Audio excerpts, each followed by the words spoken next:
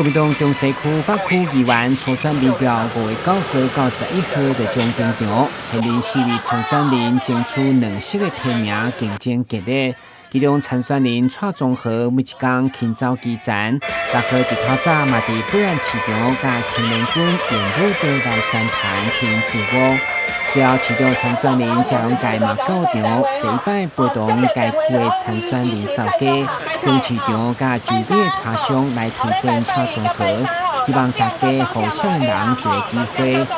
蔡中和认识市场人性。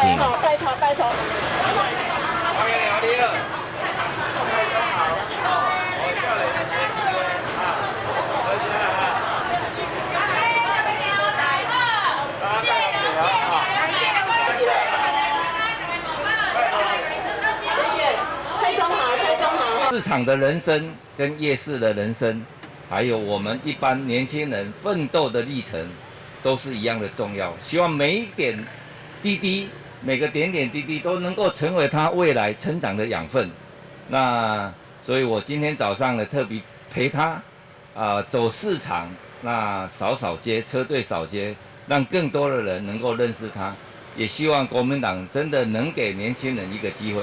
中豪的确从我们2月份就开始破釜沉舟的心情来参选，那非常感谢我们龙介先愿意给我一个机会带着我传承。那中豪会坚持传承我们龙介先的正义与青年实现我们民主的价值。那拜托各位朋友可以给年轻人一个机会，为大家服务。伫扫街推荐的过程，嘉荣界服务处执行长童小云甲经理员洪玉峰拢暂停陪同，乡亲的反应嘛拢真热烈。竞选团队表示，希望伫民调进程争取更较侪甲乡亲互动机会，把最后冲刺的关键时刻。